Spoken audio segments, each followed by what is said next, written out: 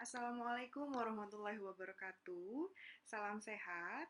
Kali ini saya, Intan Ayu Pratiwi, akan membawakan asistensi materi pada praktikum Biologi Dasar 2. Selama satu semester ke depan, saudara akan melakukan kegiatan praktikum Biologi Dasar 2 dengan 11 topik. Topik yang pertama yang akan kita pelajari adalah topik respirasi, di mana kita akan membuktikan bersama-sama bahwa respirasi menghasilkan karbon dioksida. Kita akan menggunakan indikator phenol red yang digunakan untuk mendeteksi keberadaan karbon dioksida pada beberapa bahan. Apabila phenol red yang awalnya berwarna merah, kemudian berubah warna menjadi kuning atau oranye setelah pengamatan, maka kita dapat menyimpulkan bahwa karbon dioksida dihasilkan dari proses respirasi tersebut. Kemudian, kita juga akan membuktikan terjadinya proses respirasi anaerob. Kita akan menggunakan mikroorganisme ragi sebagai bahan uji coba. Kita akan membuktikan respirasi tidak mutlak membutuhkan oksigen. Pada bagian ini, wadah ini, kita akan isikan larutan gula dengan mikroorganisme ragi. Kemudian wadah yang lain kita akan mengisikan dengan larutan kapur yang sudah diendapkan sehingga kita memperoleh bagian jernih saja dari kapur. Apabila terjadi pembentukan CO2 pada proses respirasi secara anaerob ini, maka warna kapur yang awalnya jernih akan berubah warna menjadi keruh. Selanjutnya, kita juga akan belajar tentang proses respirasi yang menghasilkan panas. Karbon dioksida yang dihasilkan dari proses respirasi mengandung energi panas, yang artinya kita dapat mengukur panas yang dihasilkan dari proses respirasi menggunakan termometer. Jadi kita akan memasukkan termometer ke dalam satu set peralatan, di mana termometer ini akan tercelup dengan media atau bahan yang akan kita gunakan nanti untuk membuktikan bahwa proses respirasi menghasilkan panas. Kemudian untuk acara yang kedua, yaitu topik fotosintesis. Pada topik ini, kita akan membuktikan bahwa proses fotosintesis akan menghasilkan amilum. Kita akan melakukan bersama percobaan sederhana, yaitu menutup daun Coleus sp seperti ini. Kita akan tutup daun Coleus sp ini dengan aluminium foil atau kertas gelap, kertas hitam, yang fungsinya adalah untuk mencegah cahaya matahari masuk ke dalam tumbuhan tersebut, ke dalam daun tersebut, untuk menghambat proses fotosintesis. Setelah ditutup selama 1 minggu, kemudian daunnya dipetik. Setelah dipetik akan direbus secara bergantian. Yang pertama direbus dengan air mendidih terlebih dahulu, yang fungsinya untuk mematikan sel, kemudian diangkat, dan direbus dengan alkohol yang panas. Fungsinya adalah untuk pelarutan klorofil. Setelah direbus, kemudian diangkat dan ditetesi dengan larutan indikator, yaitu lugol atau iodin. Apabila ada amilum, yang merupakan hasil dari fotosintesis, maka amilum akan berubah warna menjadi kehitaman setelah ditetesi dengan lugol. Kita akan melihat pada gambar ini. Jadi nanti setelah direbus, kemudian ditetesi dengan lugol atau iodin, bagian yang ditutup kita akan lihat bahwa memang bagian yang ditutup nanti akan berbeda warnanya dengan bagian yang tidak ditutup. Yang artinya proses fotosintesis menghasilkan amilum. Yang amilum itu ditandai dengan perubahan warna ketika ditetesi dengan iodin. Apakah berhasil ataukah nanti saudara akan menemukan fenomena yang lain, nanti kita akan pelajari pada topik ini. Kemudian saudara juga akan belajar tentang fotosintesis menghasilkan oksigen. Nah, pada bagian ini kita akan menggunakan bantuan hidrilla yang disinari lampu dengan jarak yang bervariasi, mulai dari 30 cm, 20 cm, hingga 10 cm. Kita akan bersama-sama membuktikan pengaruh intensitas cahaya terhadap jumlah gelembung yang muncul ketika terjadi proses fotosintesis. Jadi ketika sinar lampu dinyalakan, kemudian dihadapkan dengan hidrilla yang sudah diatur seperti ini, jadi hidrillanya dimasukkan ke dalam beker gelas, kemudian di sini diberi corong yang terbalik, kemudian diberi tabung reaksi. Apabila nanti terbentuk gelembung, di mana gelembung itu adalah oksigen, maka gelembung ini secara perlahan akan naik ke atas dan kita akan menghitung berapa jumlah gelembung yang naik ke atas selama kurun waktu tertentu. Apakah semakin dekat lampu itu akan semakin banyak gelembung yang dihasilkan, atau semakin jauh lampu semakin banyak gelembung yang dihasilkan, kita akan membuktikannya pada bagian ini. Acara yang ketiga yaitu kita akan belajar tentang biodiversitas morfologi tumbuhan, di mana pada acara ini kita akan mendeskripsikan ciri morfologi dari daun, batang, dan akar tumbuhan yang hidup pada berbagai macam habitat. Ada tumbuhan xerofit, hidrofit, dan higrofit, di mana tumbuh-tumbuhan ini hidup pada habitat yang kering, selalu terendam air, atau yang memiliki kelembaban yang cukup tinggi. Kita akan mendeskripsikan ciri morfologi daunnya, apakah daunnya termodifikasi menjadi bentuk lain, daunnya menjadi berbentuk duri, ataukah daunnya menjadi lebar, tipis, ataukah daunnya menggulung, ataukah daunnya bentuknya kecil-kecil. Nah, itu tergantung pada habitat hidupnya. Tentu itu adalah ciri morfologi dari tumbuhan dengan habitat hidup yang berbeda. Kemudian batangnya seperti apa? Apakah batangnya menjadi tebal dan berdaging? Apakah batangnya menggembung terisi udara? Ataukah batangnya pendek? Kemudian akarnya seperti apa? Apakah akarnya itu panjang? Kemudian apakah akarnya pendek? Itu juga saudara akan belajar pada topik ini.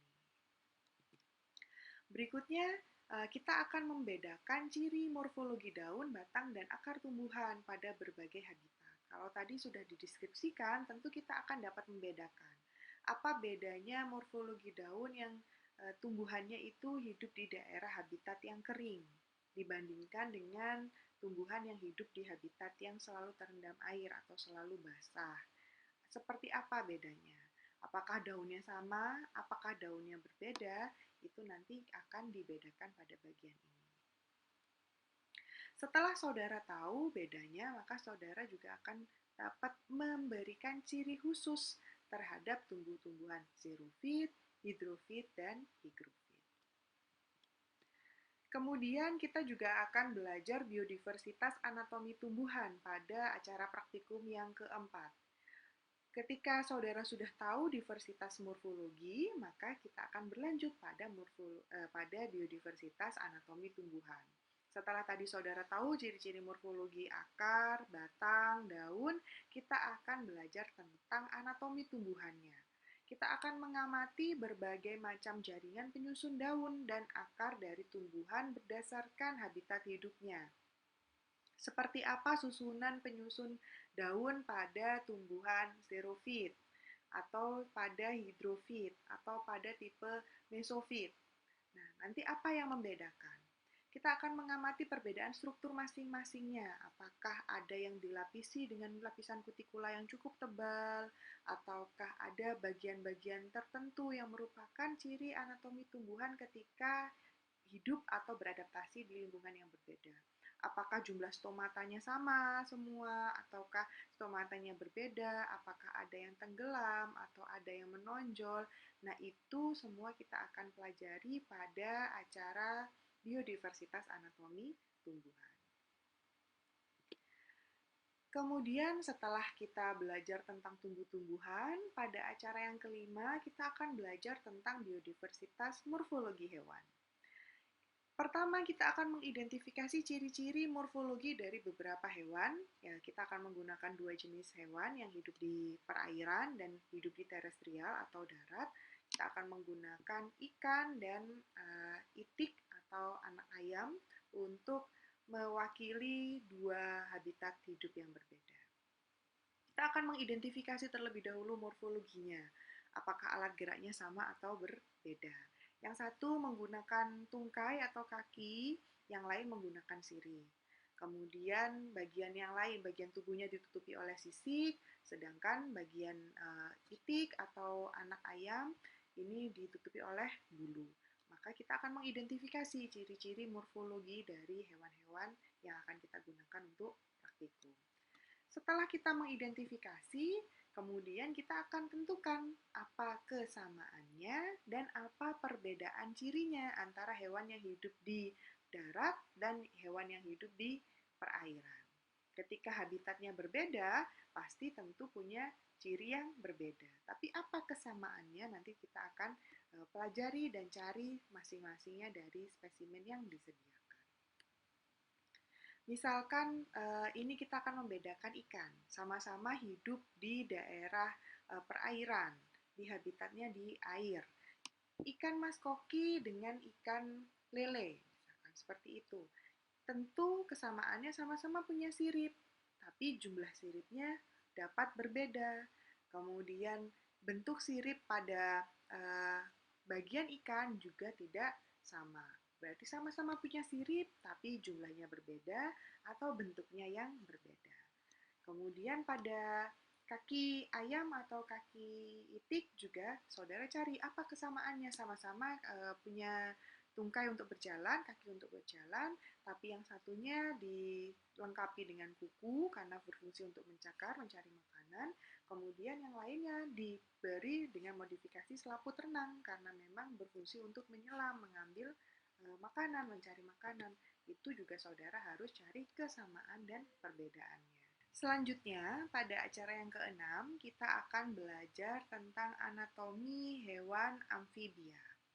Jadi pada topik ini, kita akan berlatih untuk menyebutkan bagian-bagian luar dari tubuh kata, baik itu jantan atau betina. Jadi kita akan menyebutkan terlebih dahulu bagian luar dari tubuh kata, kemudian kita akan menduga kata tersebut jantan atau betina berdasarkan dari ciri-ciri bagian luar tubuh kata. Kemudian kita juga akan menyebutkan struktur anatomi tubuh hewan, mulai dari kepala hingga kaki. Kemudian setelah berhasil menyebutkan keseluruhan bagian tubuh, saudara akan menjelaskan letak-letak organ dari berbagai sistem organ tubuh hewan. Jadi kita akan melakukan proses pembedahan, kemudian kita akan menentukan sistem organ reproduksi seperti apa, pencernaan seperti apa, kemudian dijelaskan juga letak-letaknya ada di mana saja. Kemudian kita akan menggambarnya dan membahasnya apakah tadi pendugaan di awal ketika kita menyebutkan ciri-ciri tubuh dari bagian luar, ini adalah kata jantan, apakah sesuai dengan kenyataan ketika setelah proses pembedahan terjadi. Pada acara yang ketujuh ini, kita akan belajar tentang bioteknologi. Kita akan menerapkan ilmu-ilmu bioteknologi sederhana dengan menggunakan fermentasi anaerob obligat pada proses pembuatan tape ketan dan tape singkong, di mana kita akan membutuhkan bantuan organisme Saccharomyces cerevisiae atau ragi dalam proses pembuatan tape, baik itu tape singkong maupun tape ketan. Kemudian yang berikutnya adalah fermentasi mikroaerofilik atau dengan bantuan oksigen yang terbatas pada proses fermentasi kedelai menjadi tempe. Nah, pada proses fermentasi ini kita membutuhkan bantuan dari organisme Rhizopus oligosporus untuk dapat menghasilkan tempe yang beraneka ragam. Kalau saudara pernah mengetahui ada tempe khas daerah tertentu, misalkan tempe Malang atau ada tempe yang ada di daerah Bandung, ada oncom.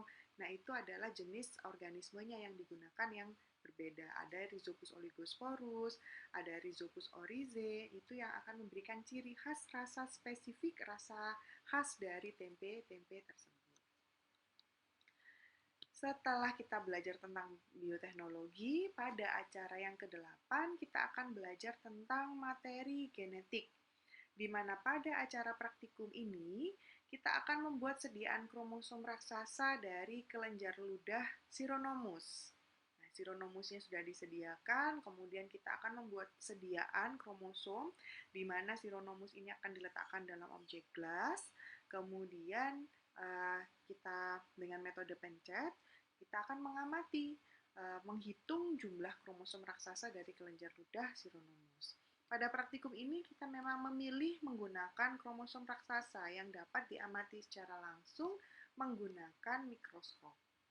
Kalau saudara menggunakan kromosom Selain dari kromosom raksasa, tentu kita tidak dapat melakukan pengamatan dengan bantuan mikroskop cahaya atau mikroskop biasa.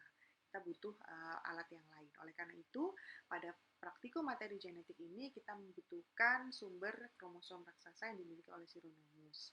Kemudian kita akan mengamati berapa jumlahnya kromosomnya, kemudian posisi lengannya seperti apa, kita akan pelajari pada acara praktikum yang ke-8. Kemudian untuk acara yang ke-9, kita akan belajar tentang fisiologi transportasi tumbuhan. Pada acara praktikum ini, kita akan membuktikan transportasi air dan zat-zat terlarut pada tumbuhan. Nah, tumbuhan yang kita gunakan adalah pacar air, di mana tumbuhan ini batangnya kita potong, kemudian dicelupkan ke dalam larutan eosin. Kita akan menunggu kurang lebih sekitar 30 menit. Setelah ditunggu selama 30 menit, kemudian kita akan membuat sayatan atau sediaan basah untuk mengamati struktur anatomi dari batang pacar air. Kalau terbukti proses transportasi air dan zat terlarut itu terjadi pada tumbuhan, tentu kita akan mengamati struktur anatomi dengan adanya zat pewarna, karena tadi pewarnanya terikut masuk ke dalam sistem transportasi dari tumbuhan. Apa saja yang terwarnai, bagian mana saja yang terwarnai, kemudian kita akan mengamati struktur anatomi dari batang pacar air tersebut. Pada acara yang ke-10, kita akan belajar tentang osmoregulasi, di mana pada kegiatan ini kita akan mendeskripsikan mekanisme adaptasi suatu organisme pada kondisi lingkungannya. Pada kondisi lingkungan hipoosmotik dan hiperosmotik, bagaimana adaptasi yang dilakukan oleh organisme tersebut. Kemudian yang kita gunakan adalah organisme paramecium yang diletakkan pada larutan hiperosmotik dan hipoosmotik. Kemudian kita akan mengamati perubahan yang terjadi pada tubuh paramecium tersebut. Ketika kondisi lingkungannya hiperosmotik, apa yang terjadi pada tubuh paramecium, begitu juga ketika kondisi lingkungannya hipoosmotik, parameciumnya akan menjadi seperti apa. Dan yang berikutnya, kita akan menggunakan ikan air tawar yang diletakkan pada habitat hiperosmotik dan isoosmotik. Jadi ikan air tawar, karena seperti yang kita ketahui, ikan air tawar tentu akan lebih nyaman kondisinya ketika hidup di air tawar. Tapi kita akan membuat kondisi habitatnya sedikit berubah, yaitu pada kondisi hiperosmotik dan isoosmotik. Nah, kita akan mengamati pergerakan dan keadaan ikan setelah 10 menit. Seperti apa kondisi ikannya? Seperti apa pergerakan selama 10 menit ketika kondisi habitatnya berbeda? Apakah semakin aktif, ataukah semakin tidak aktif, ataukah ada aktivitas-aktivitas lain yang dilakukan oleh ikan air tawar tersebut ketika kondisi lingkungannya berbeda. Karena pada umumnya organisme itu selalu melakukan proses osmoregulasi untuk mempertahankan kondisi dalam tubuhnya ketika penyesuaian dengan kondisi lingkungan yang ada di sekitarnya. Kemudian acara yang keempat, yaitu kita akan belajar tentang enzim. Kita akan mempelajari kisaran kondisi kerja enzim, di mana pada praktikum ini bertujuan untuk membuktikan bahwa kerja enzim dipengaruhi oleh suhu, oleh pH, kerja dari konsentrasi enzim, kemudian konsentrasi substrat, dan juga kita akan membuktikan bahwa enzim bekerja secara spesifik.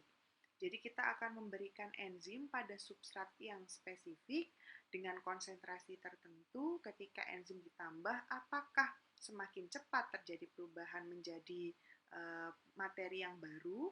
Ketika enzim direaksikan dengan substrat, apakah nanti produknya juga akan semakin banyak ketika semakin banyak enzimnya? Ataukah hanya terbatas ketika substratnya habis maka produk sudah tidak dihasilkan lagi? Kita akan membuktikan pada acara yang ke-11 ini.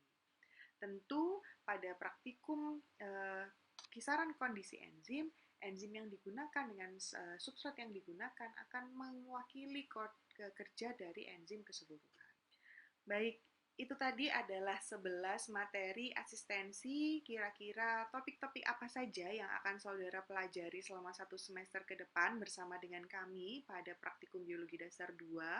Kami mengucapkan selamat belajar, semoga sukses dalam menempuh pembelajaran praktikum biologi dasar 2 ini. Tetap semangat, semoga kita selalu dalam kemudahan dan dalam kesehatan. Terima kasih atas perhatiannya. Sekian asistensi materi untuk praktikum biologi dasar 2 ini. Wassalamualaikum warahmatullahi wabarakatuh. Sampai jumpa pada video pembelajaran berikutnya. Terima kasih, salam sehat.